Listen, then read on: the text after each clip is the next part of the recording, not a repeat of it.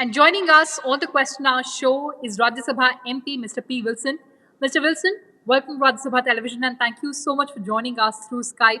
You're in Chennai. We're connecting with you from Delhi. And sir, of course, this is the show where we focus on the questions asked by the members of the upper house during the last session of the 251st session of the Rajya Sabha that was concluded. And one of the important questions that you asked was to the Ministry of Law and Justice. And you've asked about the pendency of cases. First, let's understand how serious is this issue, sir. The issue is a very serious one and is a very important one. For past 70 years, we don't have a regional benches of Supreme Court, even though under Article 130 of the Constitution provides that there shall be, regional benches, which the Chief Justice, with the approval of the President, can have it in different places. The Supreme Court so far has not opted for this regional benches. If you see the filing of cases, there are a number of cases pending before the Supreme Court, and the judge population ratio is very, very less. Today, we have the strength of only 34 in the Supreme Court compared to a population of 133 crore. So therefore, if you see the filing of cases also, only the High Court, which is situated nearby to Delhi, we can see the numbers are more.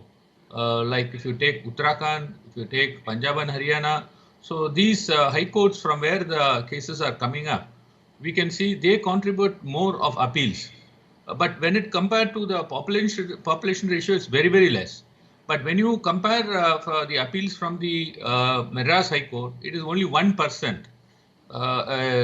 Statistical report says that so far as Orissa High Court is concerned, it is less than 1%. Therefore, the reason why they are not able to approach the Supreme Court is the cost factor and the distance factor, and therefore this access to justice is hampered. Absolutely, sir. So what should be the way ahead, sir? As I said earlier, this 70 years of deadlock has not been broken. In 2010, the Supreme Court Collegium said that unitary character of the Supreme Court will be affected if the benches are established. With great respect, I would say that when the Constituent Assembly debates took place in 1949, for a question, Honorable Dr. Ambedkar, as he done was, he answered that the purpose of bringing an amendment, the original article was 108, they amended and brought as 108A. The purpose was to have more number of circuit benches.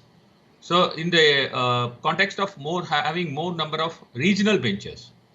So that, the constitutional makers had in their mind that one court in Delhi will not be sufficient in case of there is a growth of population and growth of litigation.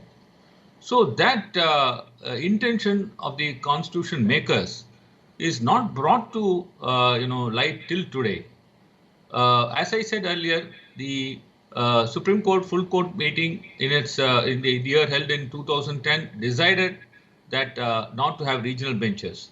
With great respect, the 70 years have gone. We have seen how the numbers have increased, and judge population ratio is very less, and we can see how the litigation has become so costlier.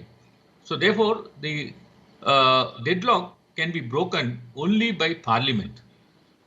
With great respect, the powers that is given to the Chief Justice has to be taken away, and the Parliament has to stand up for the people, and it has to amend the Constitution and see that the regional benches are established.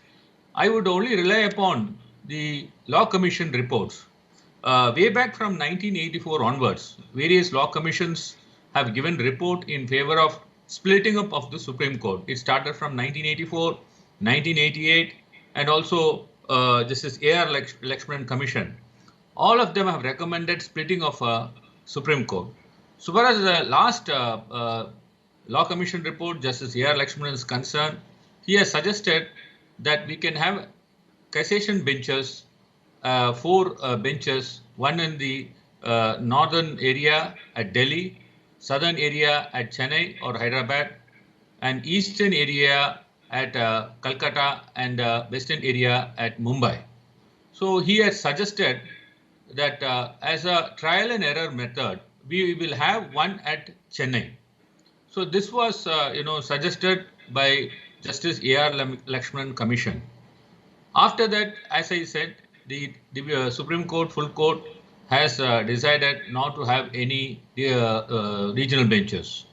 So I would only say that the government has to step in. Time has come that, they have to understand the feelings of the people, the feelings of the litigant, the feelings of the stakeholders in the judiciary, and they have to step in and amend the constitution. Also, sir, how important is this move to ensure that there's accessible justice? Yeah, I would say that this access to justice is very, very important. See, Justice, Ambedkar has said, B.R. Ambedkar has said that Article 32 is the heart and soul of Constitution. That justice delivery system should be made easily accessible to the people. And if you see that the number of pending cases, as I said earlier, the pendency today is more. The data will show that more than 68,000 cases are pending in Supreme Court. And the amount of number of judges is only 34 compared to the population ratio of 133 crores. So the large number of cases are pending there. So having a regional benches, at least having 6 judges in each of the benches will certainly take care of the disposal of the case. Number 2 is, as I submitted earlier, the cost of the litigation is increasing day by day. One knows what is the cost of filing an appeal, SLP, or filing a writ petition before the Supreme Court. I don't want to tell openly, but it runs more than lakhs. So it comes to have and have nots. The person who has got money and person who is rich, he is able to approach the Supreme Court because of the cost factor. I'm not saying it's a cost factor because everyone is charging. I can't find fault with anyone so far as advocates and the senior advocates in Supreme Court are concerned. So this increasing cost factor, ultimately the affordability comes into play. A person who fights his litigation up till High Court, because he is not able to afford till Supreme Court, he deprives himself with that right. And therefore, he is not in a position to work out his remedy in Supreme Court. So I would say that to cut down the cost of litigation, normally any litigant will think about taking his lawyer along with him and see that the cases are argued and instructed properly. So here again, once he has to file a case in Supreme Court, he has to travel, even though you have a email and other communications, but always a litigant would see that he witnesses the hearing of the case. So therefore, the cost is stay at Delhi and taking his lawyer along with him. Apart from that, the counsel on record fees and moreover the senior counsel fees. So all that put together, the cost of litigation would increase, and the person who cannot afford naturally goes away from this fight. So then, as I said earlier, this Article 32 being heart and soul of Constitution as Ambedkar described, this right, a fundamental right which can be invoked before the Supreme Court under 32 is only available to the haves, and have-nots cannot approach the Supreme Court because of the cost factor. So therefore, this right of Article 32 is another issue. Then, as I told you earlier, the data says that only 7.2% of the total population approaches the Supreme Court there was a survey in the year 2011.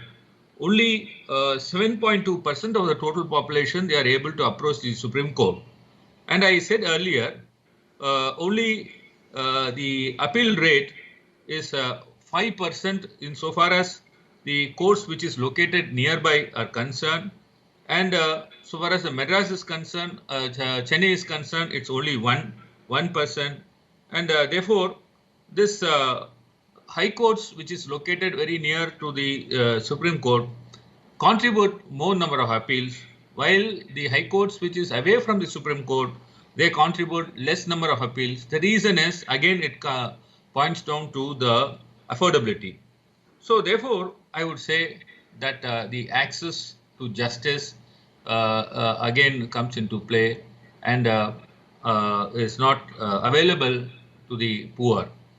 I would also say that Article 39 of the Constitution, where the state has to provide all the facilities for a common man. That is one of the directive principles of state policy. So that Article 39A, that the state shall secure that the operation of the legal system promotes justice on a basis of equal opportunity, is certainly being curtailed because of the persons not able to reach or have access to the Supreme Court. So I would feel that time has come. In fact, our Honorable Chairman has exhibited in many of his meetings, in many of the meetings, that we should have regional benches, that this will certainly help the people, downtrodden people, litigant, public, and poor persons to have his remedy worked out. Absolutely, sir. Chairman has always corroborated the idea of inclusivity. But Mr. Wilson, you gave us that perspective. You joined us in this era of social distancing. Thank you so much for giving us those details. Thank you very much. Thank you.